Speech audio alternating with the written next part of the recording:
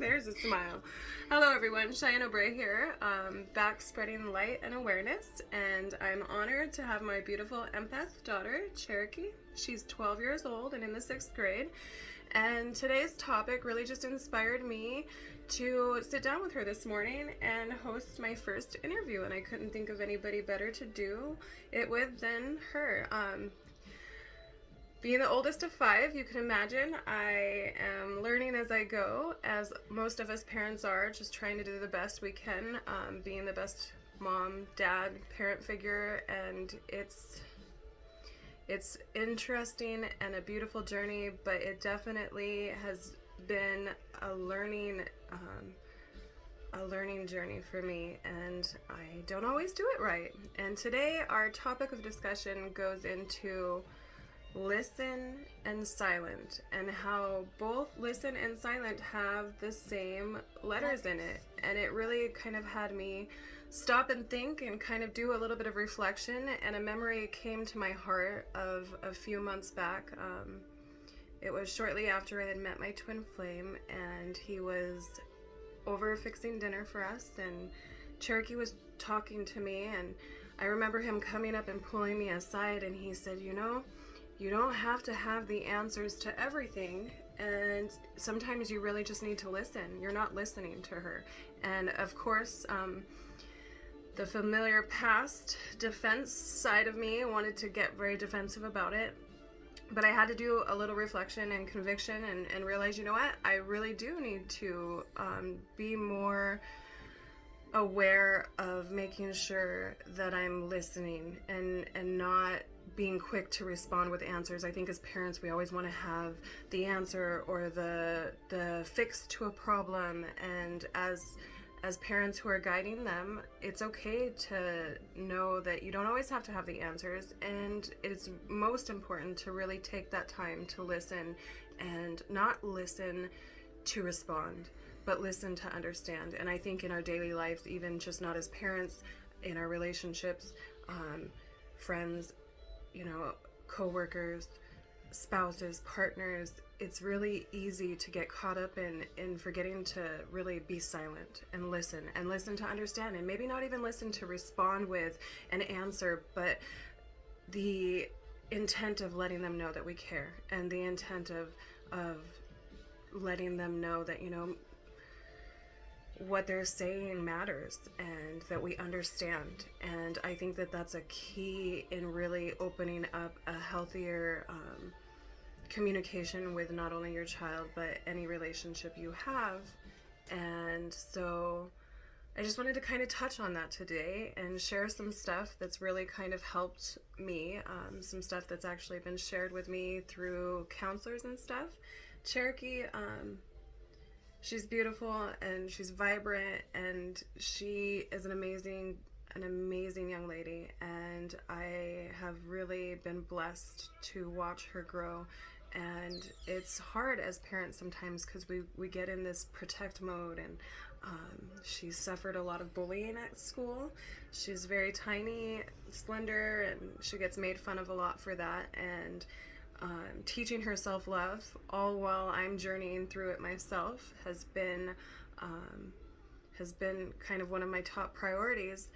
But we've kind of struggled and butted heads a little bit, because we're struggling with some school grades and homework not turned in, and with our family dynamic changing, and me, no longer having that spouse to turn to for support. It's easy to convict ourselves, like, oh, is the reason she's behind because of me, or what's going on? And so it was actually in that memory that I shared a little bit ago, where I actually went in to the room with her and sat down and listened, and I wanted to understand, because I think it was a concern of dressing appropriately, and a concern of the grades, and just a lot of stuff, and worrying about who she had that was influencing her in her life, and whether or not I thought that they were people that I wanted her to associate with or be friends with. And that was all being very judgmental, judging a book by their cover, so to speak. And so she really opened my eyes and touched my heart and humbled me and gave me a reality check that I feel like needs to be shared. It's an awareness that us as parents, we need to be aware of. And so I encourage you to listen to this, and then to really go within and take some time out tonight and listen to your kids. Sit down and just ask them, how was your day? How was school? Tell me about your friendships. So if you don't mind, go ahead and share. Let's go back to that day when you shared some of the stuff of, Mom, this is why these friends of mine act the way that they do, and just kind of having a better understanding of it. Okay, so the reason why all my friends act the way they do is because their lives are sort of real, like some of them are really bad. Like lots of people in my class have depression, and they literally cut themselves with knives and forks. And then some people have lost something or someone very, very special in their lives. And then there's this kid in my class, and when she lived with her mom, she didn't know what the word abuse meant, or didn't even know what anything was.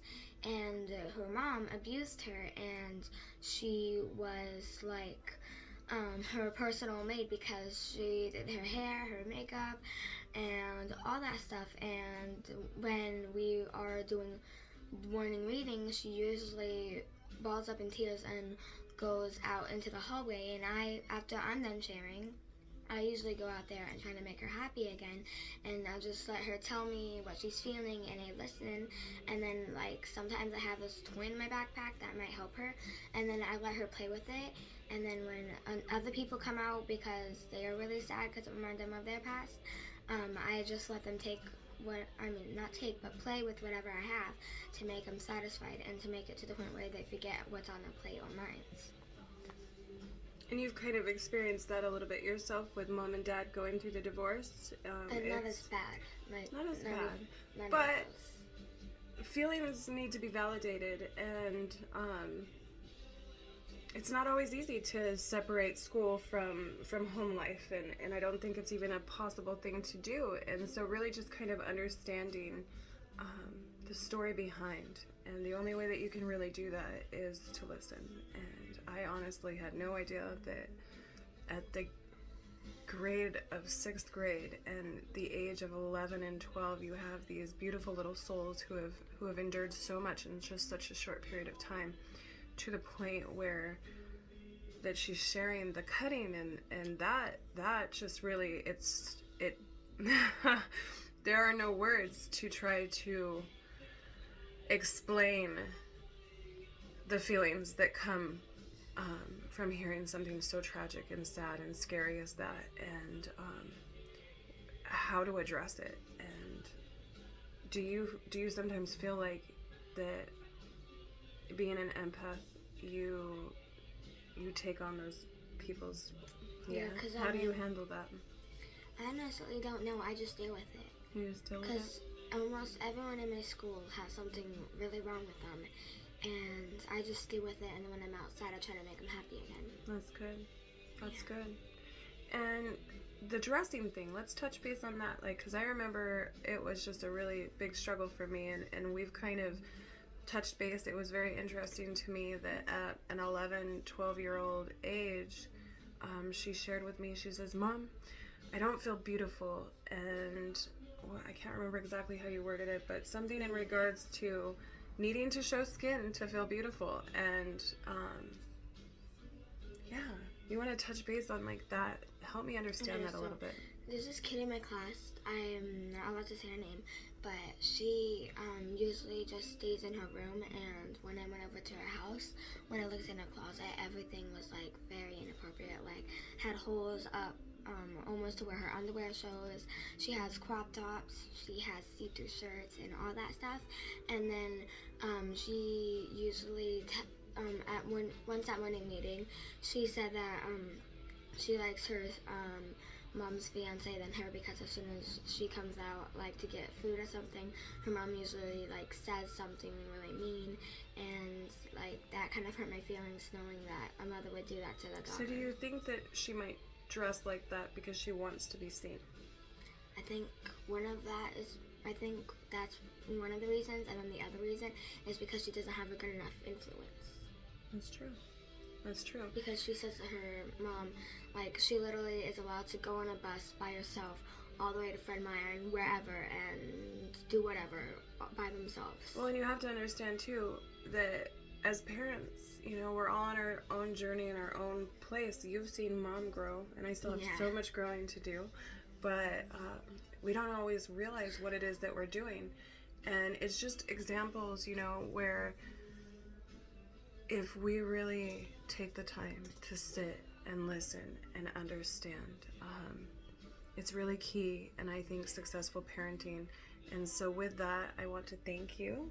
I love you so much, and I appreciate you loving me and allowing me to grow through trials and sometimes errors. But I want to share a few things that we have started doing as mother and daughter that has really helped our relationship blossom into what it is. She's grabbing the first thing, just between us. So let's see how close we can get with this.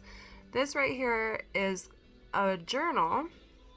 It's called Just Between Us, and it is a no stress, no rules journal, and it's by Meredith and Sophie Jacobs. In the description, I'll try to find a link to that. I haven't signed up doing affiliate marketing, so everything that I'm sharing with you is just because I believe in sharing light and love and guidance, and this has really helped us. This was actually recommended from her GI counselor in Seattle Children's Hospital, so it's definitely something that I'd recommend. You want to touch base on this?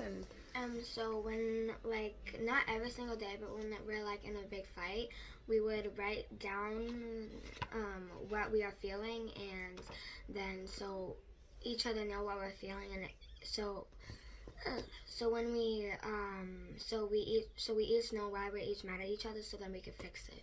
And not always just mad either. It's like happy and then different feelings. It shares a lot. So there's the free space that you can come to, where you just literally can write. And I, as a passionate writer, and I'm discovering that she loves to write too, is sometimes in the heat of a moment, it's not easy to listen because you've got all those feelings. So to take that time to just write it out and to really understand it has really been beneficial for us. But it also comes down to questions, so you get to learn each other. Like, for instance, this one is, they're filming the story of my life. Who are the stars and what is it about? There's other areas which I love that she put in, and I'm just now remembering that I never wrote back to that. I can't remember where it's at, but it shows the interest in things that she loves and things that she aspires to be, and it even leaves room for little drawings she wrote in there. Mom and me. It's something that I actually want to start doing more, because we can always go out and get a different kind of mother-daughter journal, but I highly recommend this, and look for the link to it in the description. And then the next one is Perfectly Normal. This one is a very highly recommended by the same GI counselor book. It's Perfectly Normal, Changing Bodies, Growing Up, Sex and Sexual Health. And it's from Robbie H. Harris and Michael Emberley. And this really is just something, you know, obviously you need to have that conversation with your child as they come to age and help them understand. But this has been a really good topic of discussion. It's also been a good guiding thing for me. But it's also just really it's written, and the pictures are in a way where our kids at, you know, the age of 10, 11, 12, 13 can really relate to it. It goes into even things like making love, our bodies, it's a really informative, age-appropriate way of helping them understand things that maybe they wouldn't be 100% comfortable, or you as the parent wouldn't be 100% comfortable, you know, describing in detail. And so it was recommended, and it's something that she actually shared with me today that she wants to spend some more time with. We have to kind of be cautious because we do have younger children in the house, so when she has it, I need to make sure that, you know, none of the younger kids are looking at it. I don't know what Cabela or Benelli's reaction to that would be, but yeah, so I just encourage you guys to go home or take the time out today and sit with your children. And depending on how many you have, you might make this a couple day goal for yourself, but take that time to just ask your children, how are you feeling? What's going on? How are your friendships? How do you get through the day? Being your best self. And I think it really comes down to being aware and understanding. And so I love you, and I thank you for letting me interview you. So you're going to be on YouTube. Are you excited? Yeah? Okay, do you have any advice for parents to help them? Make sure that you actually are paying attention to your children, otherwise they're going to go in a really wrong place, in a situation that no one wants to be in. Very well said. Very well said. Thank you guys. Again, look in the description for those books and like my page, subscribe. I look forward to sharing more as we go along, you know, and sometimes remember it's okay not to have answers, but listening, silence, and what was it? I don't know. Silent and listen. They have the same letters, and it's there for a reason. So, thank you guys. Have a good day.